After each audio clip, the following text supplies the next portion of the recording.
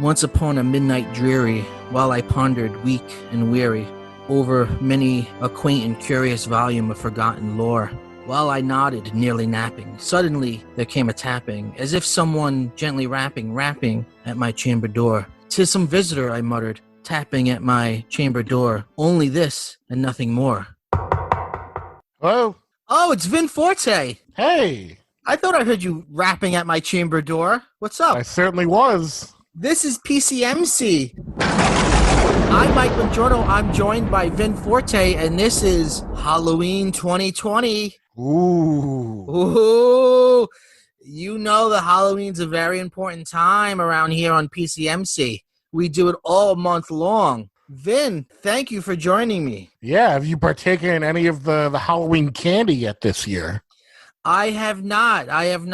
You haven't gotten the new Hershey's Kisses with the blood red, the strawberry blood inside them? I have not, but I tell you, I've had my fair share of pumpkin spice flavored coffee drinks. Oh, you bitch. Oh, I'm basic as they come.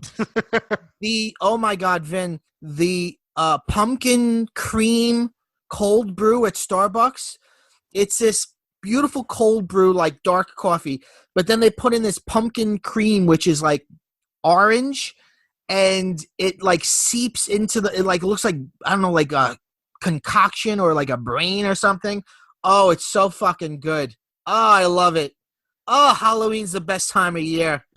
Well, I don't go to Starbucks anymore after that whole Christmas debacle. Oh, where they didn't put Jesus on the cup? Yeah, I can't drink coffee unless Jesus is on my cup. Yeah, I need a manger baby Jesus. Yeah, but you know what? I showed them when I shot a YouTube video of myself cocking a gun. Yeah, that really happened. That wasn't you, but that really did happen. Yeah. People are weird.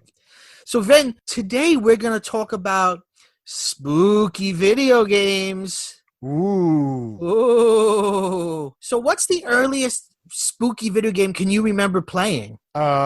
Wheel of Fortune for the regular Nintendo Entertainment System. Ah, spooky. Yeah, and it's spooky because when you load it up, there would be this giant image of Vanna White, like all pixelated. Oh, weird. And it was like an uncanny thing. Like it would really freak the hell out of me. I thought you were doing a bit, but this really did frighten you. Oh, hell yeah. Okay. Could you get past that screen, or was that it? Yes, I would usually close my eyes, but I would get past it. Wow, okay. And then I would play a rousing game of early 90s Wheel of Fortune. Awesome.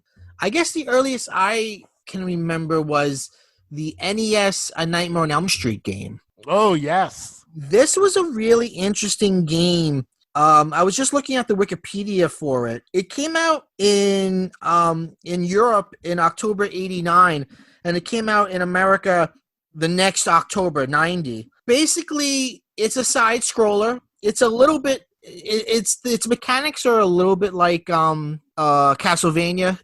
I think I don't know if you have a whip, but you have some sort of attack like that.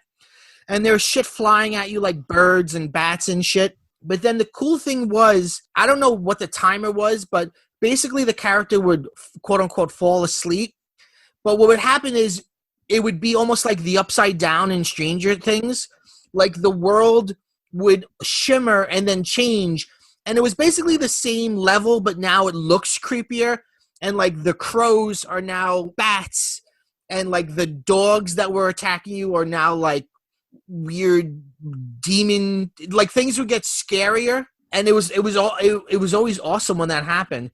And I think the what you had to do is you had to collect Freddy's bones, and then like you had to like almost summon him, kind of. Yeah, Freddy was not in it that often. I think I never got very far in the game, by the way. I think I think he's like the kind of boss that you would fight a bunch of times and you would never win into the end or something. Yeah, but it's look, there's no shortage of shitty NES games or very flawed NES games. And this one certainly has its flaws, but it's really interesting. It's interesting that it ever came out. And it's got an aesthetic to it. It's got a really cool aesthetic to it. I would say check it out, or at least check out videos on it, because it is cool looking. Yeah, and then the companion to that, you had the Friday the 13th video game. And maybe I was too dumb to play it, but this game bored me to tears. It was very cumbersome. Because like there's the most nothing... exciting thing was when Jason would show up, and it got very boring very quickly because you really couldn't beat him. Right. Like the whole like story is you're in a camp and you are looking for like, I guess, missing kids. But what that adds up to is you're constantly scrolling. It's a side scroller, obviously, because it was that era. But every screen looks the same because it's just rows of cabins. So like you kind of like you go up and down, you go left and right, and it's just everything looks exactly the same. So you very easily get lost as to where the fuck you are. And looking for kids, all that really adds up to is you see a cabin, you enter the door. Is there anything in the cabin? No. Okay, you leave the cabin and you go look at another one. Yeah, and you can't see the whole map, so you're like constantly checking your map. Right. It's basically a big game of like duck, duck, goose. It's just like nothing. Oh, here's Jason. Whoa. Oh, no, nothing. But I guess like back then, like that was exciting enough. I suppose. And Jason is rendered in this blue and purple. Yeah, iconic in a way. Right. NECA made a figure of it recently. And it's really gorgeous and it's sort of neon blue and purple. Did you play these two games?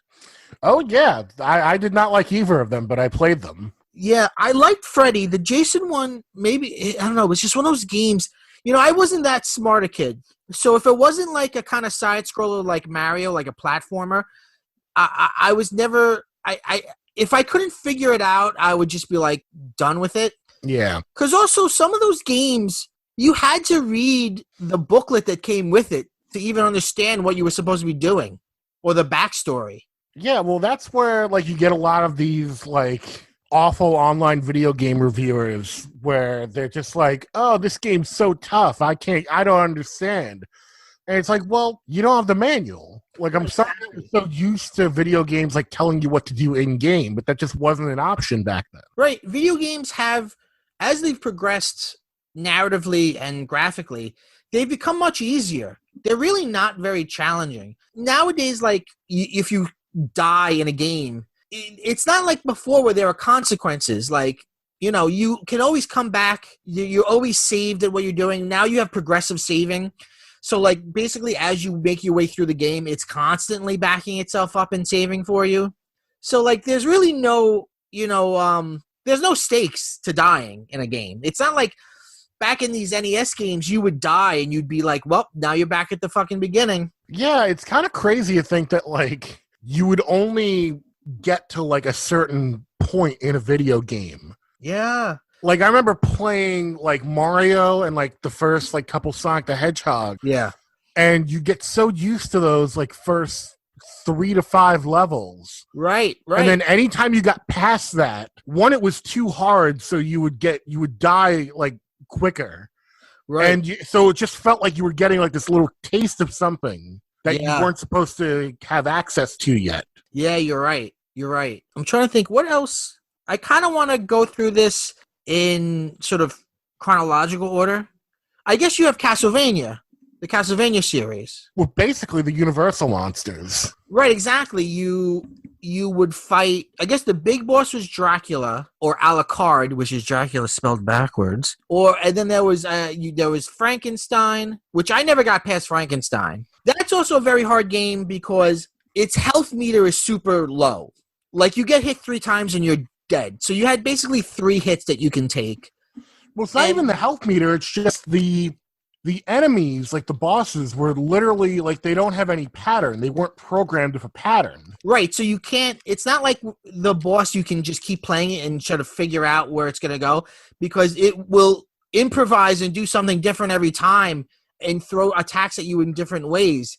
So it just, oh God, it was so fucking hard. But I love the Castlevania games. They're some of my favorites. Yeah. But that hard thing and that stakes of you could die added extra anxiety to it, right? It made it almost scarier. Oh, yeah. Because it's like Frankenstein could kill you and undo what you just did for the last 3 hours of this sleepover. Yeah, pretty much.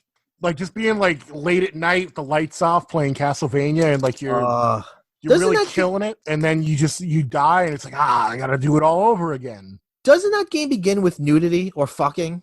Or is the suggestion of fucking? Not at all. I don't know what game you're watching. Let me see if I can find it.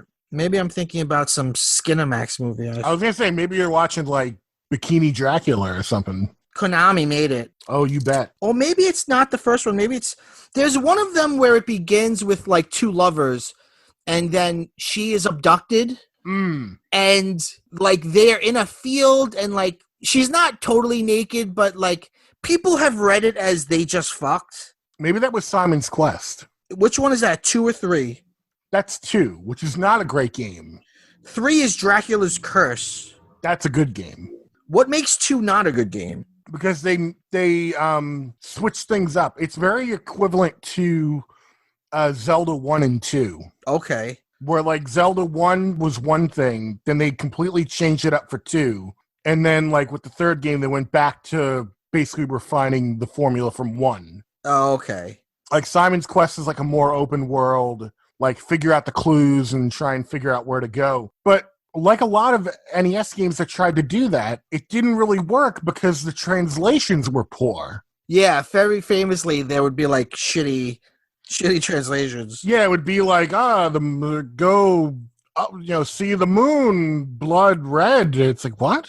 Right. It's like, what am I supposed to do? And like, there would just be like a mistranslation. Whereas like if you were Japanese and reading it in Japanese, it would be like, oh, go to the tunnel at the east of town. Right, exactly. Did you ever play the Super Nintendo Castlevania? Oh, you bet. Super Castlevania? Yeah, I never played that. Yeah, you got to play a lot more Castlevania. Like, I really only played the first game, the very, very first one. And I watched the first season of that Netflix Castlevania anime, and that was pretty awesome. Yeah, Super Castlevania 4 was great. There was a Castlevania Bloodlines for Genesis that was really good. Symphony of the Night for PlayStation was excellent. Symphony of the Night. I've never even heard of that. Oh, that's a legendary game because that's when they made that's when they switched up the formula to make it more like a Metroid. That's where the term Metroidvania comes from. Oh, okay. And basically every Castlevania after that is kind of the same thing. Where the gimmick in Symphony of the Night is you go to Dracula's castle and the whole game is the castle. So you're going through like all these sections, you're unlocking different parts of the castle. Mm-hmm. And then once you get to the top of the castle, the game, like the castle turns upside down and you have to like do the whole castle again, basically like cool. Upside down and with new areas. That's pretty cool. Yeah. Do you remember Ghosts and Goblins? Oh, yeah. Ghosts and Goblins was good. That's very hard. 85. Yeah, Ghosts and Goblins was very hard. All of these games, even if, forget their gameplay and how you feel about it, they had an aesthetic. That's the thing about the good NES games is they looked like something. You know what I mean? There was something, the MIDI or MIDI, I don't know how to say it, music was MIDI. There, and it just has a vibe. Yeah, people forget before, really pre-Nintendo, games didn't really, like, you had to use your imagination.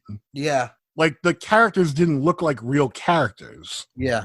I guess the first game that actually, like, scared me was Resident Evil on PS1. Very early on in that game, you turn a corner and demon fucking dogs jump through a window and are like, and like barking at you, and it's a jump scare. And it was the first time I remember ever a jump scare in a game, and I fucking just shit my pants. I think all of America shit their pants at that moment. Yeah, and it's very tame now, but like back then, like it's really hard to put people back into that mindset because it's almost like you have to really imagine like you've never seen graphics like this before. Yeah. So like that's the context like you're coming at it from.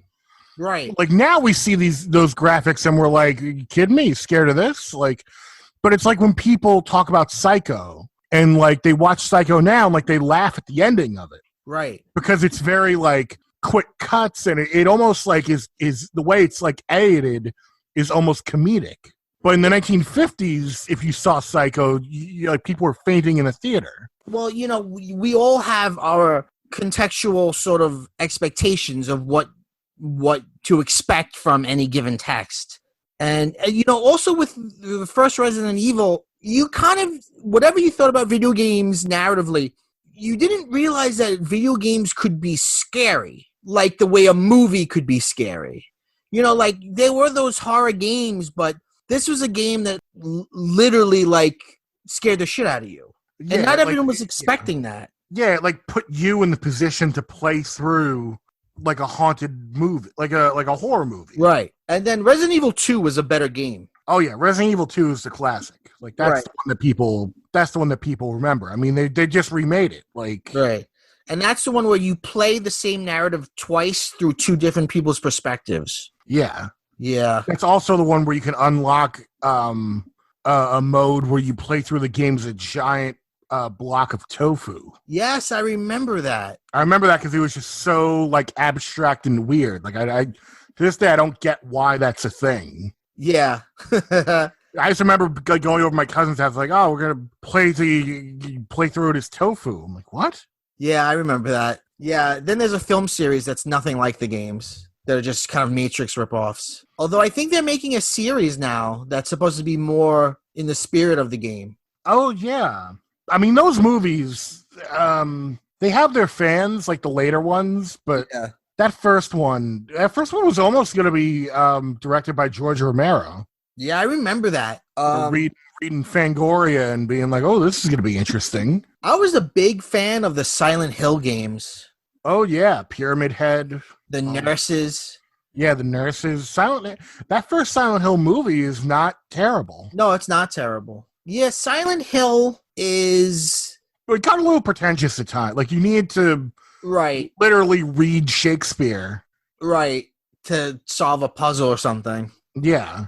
Yes, some of they're very hard games. I needed a walkthrough at the time to get through them.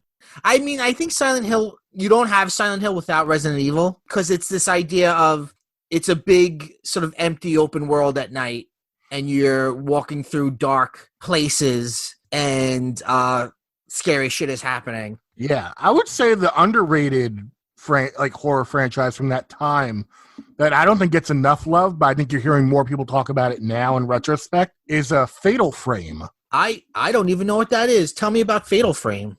Fatal Frame, okay, so the whole object of the game is you have to take pictures to, like, uncover a mystery. So you've got, like, you're equipped with a camera. So you're constantly, like, forced to look around the room.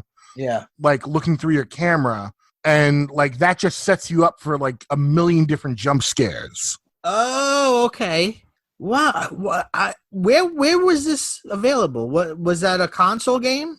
I think there was a PC version, but I'm pretty sure it was all PlayStation. PlayStation? I've never played that, no. That sounds interesting. There was a sort of time where horror games were really hot and popular. And I'm thinking around like the PS1, PS2 time. For a long time, Nintendo didn't do horror games. No, though I guess the one exception to that would be... Kirby? He was a ghost. No, No, he wasn't a ghost. I always think of him as a ghost, but he's not. No, it was Eternal Darkness. That's what it was. Eternal Darkness Sanity's Requiem was a game for the GameCube, and it distinguished itself because it had what were known as like sanity effects. So it was like your typical horror game. Right. But like partway into the game, like right when you least expect it, it would actually like fuck with the game itself. Oh, wow. Like the volume, like there would be like a volume thing come up on the screen. It would look like it was lowering the volume on your TV. That's crazy. That's awesome. And then like the craziest thing that would really freak people out is it would like fuck with your save file. Really? So it would like, come up with the GameCube, like, save file screen and be like, oh, your data, like all your data is corrupted. Wow, talk about really scaring you. Yeah, like it would shut the TV on and off. Wow. You know what did that much later on? The first Batman Arkham Asylum game. Yeah. You know that?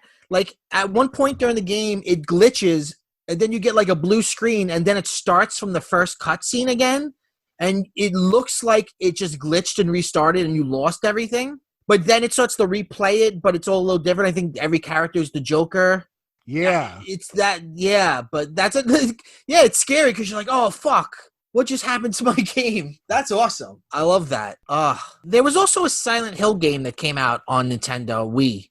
It was like the fourth one or fifth one. It was not very I've heard it's one I didn't play. I've heard it's not that scary. Yeah, if it came out on the Wii, I can't imagine it being that scary. Right. What are some other good ones? Were there, I kind of fall out of gaming after N64. I don't know if you remember this, but Silent Hills, the demo for Silent Hills. No. On PS4. So here's what happened. So Hideo Kojima, who did the Metal Gear Solid franchise, yeah, he had teamed up with Guillermo del Toro to make a horror game. Oh, okay. And people had heard about this for a while, but it kind of like went away for a little while.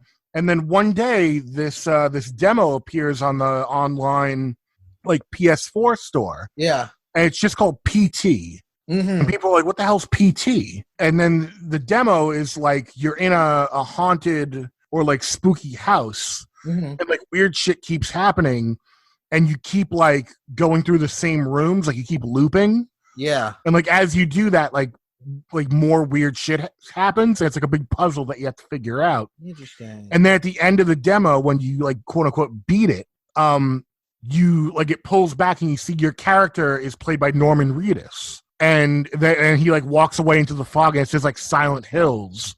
And it's like, oh shit, this is a trailer for a new like reboot of Silent Hill. Did it ever happen? No, Hideo Kojima left Konami, so they just canceled the project. And then they eventually took the PT demo off the PS4 store.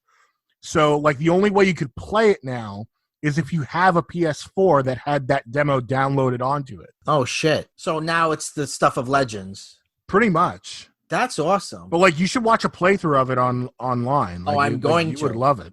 I'm going to. Wow, that's awesome. Well, do you remember the Slender Man game? It was a PC game. Yeah. I remember one thing that I was famous for where people would do funny, like, streams of it. Because it was pretty scary. Oh, yeah. Well, that was around the time that, like, a lot of streamers basically got big doing, like, horror games. Yeah. Like Five Nights at Freddy's is big for that. Yeah, I was thinking about this episode today. That's a really big title that I have to admit that I've never played and don't have much to say about. But I feel like it's also, like, a fad. Like, I feel like it's not, I don't know, like it might not be for us. Well, I mean, it's definitely a younger generation. I remember when I was tutoring kids one summer, and like these kids were like 10 years old, and they were all talking about Five Nights at Freddy. So it was big with little kids. So I don't know, but I think that game's all jump scares though. Like there's nothing to it, right? Which is just kind of thrilling and fun. Yeah. I've been thinking about it lately because there's a lot of like fan art for it and fan music. And there's a song called Stay Calm, which has now become a meme on TikTok of people singing it. Because there's a part in the middle where like all the animatronics like rap. And like people have been doing that on TikTok. Yeah, it's interesting. It's interesting. And it's like apparently that fan art, I guess kids who were into it are like now in like high school. So, like, it's, that always makes you feel old when it's like, it feels like nothing to you, but somebody has grown up on it. Yeah, it's weird because when you think about it, I was talking to someone about this the other day. High school is just 4 years. Right, it's a blur. It's nothing. Yeah, it's nothing to us. So it's like, 4 years go by and, like, someone can walk up to you and be like, oh, yeah, when I was in, 7th grade, I was into Five Nights at Freddy's. And it's like, what are you now? And it's like, oh, I'm going to college now. It's like, what? That doesn't... Well, it's like, when I saw Endgame, spoiler alert, Tony Stark, Iron Man dies. And I didn't cry. I liked it, but I didn't cry. But you think the Marvel Cinematic Universe it was their 10-year anniversary when that movie came out. That means you could have been 8 years old when you saw Iron Man, and now you're an 18-year-old legal adult seeing him die. You grew up with Iron Man. Exactly. Crazy. Speaking of a social network, I don't know what, I mean, I know what goes on TikTok, but like I've just never created a TikTok account. It's just not, like, do you participate in TikTok? Yeah. At PCMC Pod on TikTok. I watch TikToks and I make some. I've had a handful of TikToks that I've made. Yeah, but it's not like an everyday social media. Well, I mean, no. It's more like YouTube in that, like, creators can make money off of it, but you got to really put in effort. Yeah. You know, a couple years ago, there was an Alien game that...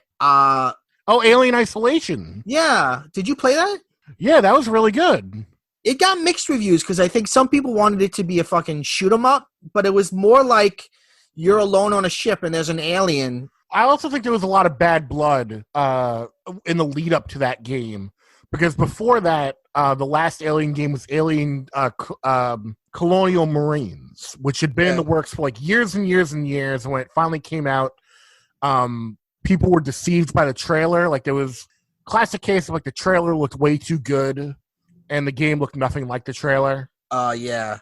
So people were burned by that. So I think a lot of people missed out on Alien Isolation. But the people who played it, I count myself among them, like, it was really good. It was just a tight little game. It wasn't anything too complicated. It just, like, it's one of those games that just, like, it did exactly what it said it wanted to do. It's like, you want a game where you're on a ship and there's one alien tracking you down. And you've got an alien tracker that beeps. So when the alien comes closer to you, the beep gets faster. So, like, that alone is like a heartbeat that creates this tension. Right. Well, yeah, people forget that first Alien movie is a horror movie. It's a haunted house in space. Yeah, exactly. I mean, it's not until the second movie, Aliens, where you've got the Space Marines and it's like an action movie. But the first Alien movie, not a crazy amount happens. It's just, you know, you barely even see the full alien in that first movie. Yeah, no. And there's some jump scares in that will get you. Oh, yeah. What about House of the Dead? I remember the arcade House of the Dead. I remember House of the Dead 2 on the Sega Dreamcast. That's another zombie game. Yeah, and that used the light gun. Oh, on the Dreamcast? Yeah. When I think of House of the Dead, I think of like a little arcade area outside a multiplex theater. Oh, yeah. Where you and your friend have like the green, yellow, like rifles. Well, here's the thing. There was House of the Dead. Yeah. And then there was also Typing of the Dead. Oh, I think you've talked about this before. It's like a typewriter game? Yeah, because the Dreamcast had a modem, so you could plug in a keyboard to it. So the creators of House of the Dead said, well, let's do a typing simulator to teach people how to type. But instead of just doing a normal, like, Mavis Beacon type thing, we're just going to basically take House of the Dead 2, modify the characters to have these, like, backpacks on them that have, like, typewriters, like, strapped to their chest. Sure. And then to kill the zombies, like let's say a zombie flies into screen. Right. Right above that creature would be a word, and you have to type that word. Wow, that sounds... to kill the zombie. Can you imagine, like, them using that in a typing course? Like a bunch That'd be amazing. Like, it's the 50s somehow, and it's like a bunch of like women, and it's like, okay, well, you're learning how to be secretaries. Are you ready for Typing of the Dead? Yeah. Hold on to your hat pins, ladies. This one's spooky. You're gonna want your husband in the room for this. Ladies, hide your daughters. God, what a horrible idea. Did you like it? I played it once, and it was actually, like, it wasn't bad. Like the anxiety of, like, making sure that you type out all the words correctly, kind of worked. But you said it's basically just House of the Dead 2. Oh, it is, but it's just the anxiety because, like, if there's like 4 zombies on the screen at once, now that's 4 words you need to type correctly. Okay. Oh, what kind of, like, how big were the words though? Like, what? Give me an example of the words they would use. I don't know if I could give you offhand, but, like, as the game progressed, the words would get longer. Okay. Okay. Were they themed words? Would it be like No, that would be the most ridiculous part about it. Like it would just be like rutabaga. It's like picnic basket? yeah, pretty much like words you just would not expect. Well, that's quite horrifying. Like a zombie would come out and you'd have to type like horseradish or something. But what would happen, right? Because when you shoot it with a gun, it would explode. Like when you type the name, would the zombie explode? Or oh yeah, the zombie would explode. Oh, so through the magic of typing, you're striking them. Yes. That's stupid. Oh God. I know. I mean, I've talked about this before on the show, but I'm a big fan of Bendy and the Ink Machine. That's one from a few years ago, and there's a sequel coming out, and that's one that like it looks like 30s animation, and it's basically like, what if you were walking around like basically the Disney studios in the 30s, but there's nobody there, and like Mickey Mouse has come to life, and he's like evil. That's basically what Bendy and the Ink Machine is, and it's black and white, which is really cool. And what would you say is your favorite horror game? Ooh, favorite horror game. I mean, I could tell you that, because if Castlevania could count as horror, I think even though it's not that scary. Well, that generation of games. I would say as a series, I think Castlevania is probably up there. In terms of like any individual game, I'm trying to think of like, you know what's weird? Like typical horror games don't necessarily scare me. Like I get scared by more like uncanny things, psychological things. Like the scariest movie to me is not even a movie. It's like Twin Peaks is like frightening to me. Oh man, I wish there was a Twin Peaks game. Oh God. What would that even be? Oh God, I don't know. It would just be David Lynch giving weather reports from his office. Yeah. Like he's been doing. Have you seen those? Yeah, I have. I saw. Oh yeah. Someone on Twitter before was like, "Guess what today is?" And they just posted a video of him, not the full video of him doing the weather report, but just him going from today. It's September 11th, and that's it. Just David Lynch reminding you it's September 11th. Sure, that's what he's there for. Probably my favorite horror series is the Silent Hill games, especially like 2. Again, like 2, it's that thing that happens a lot in video games more than film, where like the sequel is the classic one because they just get it right as they try hard, as they move on. Like Grand Theft Auto, like the first Grand Theft Auto, like who even remembers it? Right, it's Grand Theft Auto 3 that was the breakthrough. Right, exactly. That's the classic. Yeah. Yeah, probably the Silent Hill 2 is really good. We talked about it on the show recently, but I played a game called What Remains, and that was a pretty spooky game. I feel like there's a lot of good stuff that isn't console stuff. That's stuff that's like independently made. Maybe they're kind of like small games. There's a lot of cool horror stuff in that sort of category. Oh yeah, like there's a ton of indie games that would probably knock your socks off and like scare you. What's that? I can't remember, but do you remember a couple years ago there was a popular game, and it was an indie game where everything you saw was in silhouette. It was black and white, and it was like a little kid making his way through the woods. Oh, I know exactly what you're talking about. I want to say it was Limbo, but that's a different game. That came out way before. But I know exactly what you're talking about. Oh, it might be Limbo. Or maybe I'm thinking about Limbo, you're thinking about something else. Because I just looked up Limbo. Yeah.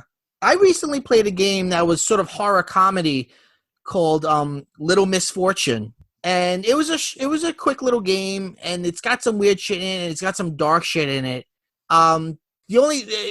Me and Jen played it. We liked it. The only thing that we didn't like was the end. It was very predictable.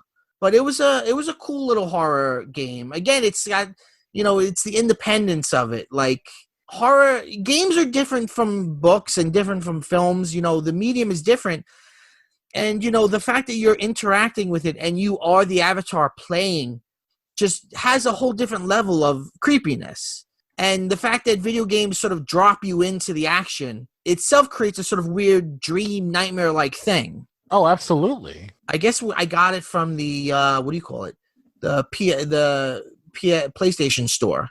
It was like, like a cheap $20 game or whatever.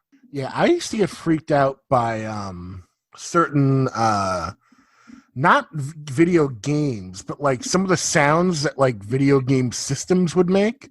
Like a real creepy like loading screen could like freak me out. Really? Yeah, like something really ominous. Like, what do you mean? Like I remember I had a Sega CD for a little while. Yeah. And like the boot up music that they would play was like this weird like almost like you're like alone in space, like this weird like ominous music. And it's like this does not get me in the mood to like play video games.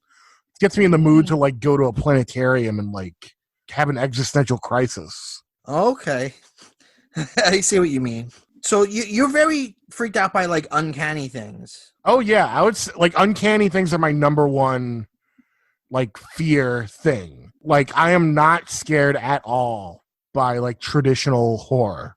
Mm-hmm. Like a lot of like gore maybe, but like gore is more disgusting. Like traditional horror like does not do it for me at all. Again, like something like Twin Peaks is like uncanny enough. Yeah. That like that's frightening to me. You know what it is? Because I think like deep down I have a deep-seated fear of not being in control of my own reality. Sure. So to be experiencing something that's like engrossing enough because of its familiarity, but also like has something that's just off enough that you can't figure it out nor like control why it's weird. Okay. I see what you mean. Unheimlich, the uncanny, that's what gets you. Yeah, like I remember being freaked out as a kid by like, you know what does it for me sometimes? Really wild like early CGI that tries to mimic like humans. Well, you know, like going back to Five Nights at Freddy, a lot of people have a fear of animatronics because it's that uncanny thing of like it kind of is moving like it's alive, but it's not alive. Right. So it's like, yeah, I mean, what is Five Nights at Freddy? Basically, it's what if in the middle of the night in Chuck E. Cheese comes to life? Right. Like, that's the idea. So yeah. I mean, you know, like you can get deep about this because, you know, the video games itself is an uncanny thing. You're playing a false reality in your reality, you know, so it's, I feel like the medium itself lends itself to really scary, creepy things. I mean, think about any video game that plays with physics, like where you go downstairs and then you go down more stairs and more stairs. I think one of the Silent Hill games, you just keep going downstairs and to the point where it's like, where would I be? I'm like in the center of the earth at this point. Like just the, you know, when it defies logic that way. Right. Or it has dream logic where it makes sense, but then when you think about it later, it's like, well, that made no sense. Yeah, like when like certain music videos used to freak me out because you could really get weird for no reason at all with music videos as opposed to movies. Oh yeah. I was always afraid of what's the Genesis video that has puppets in it? Oh, Land of Confusion with the really gross looking puppets. Yeah, that freaked me out as a kid. That totally freaked me out as a kid. Is there a Ronald Reagan puppet in that, or am I imagining? Oh, you bet there is. Yeah, he haunts my nightmares still. Well, Ronald Reagan haunts all our nightmares. Well, yeah, he was, but the puppet even more so. Oh yeah. So, yeah, if you haven't played any of these games, check them out. Have yourself a spooky little video game time, and yeah, turn out the lights and get spooky. I don't know. I don't know why. Yeah, turn off the lights, light some candles. Yeah, come on, feel spooky with me. Let's all get together, you and me. I don't know what I'm doing. This is PCMC. Happy Halloween. There's more Halloween fun coming up. There is. Long. You bet there is. This is just the beginning. Vin, thanks for being here.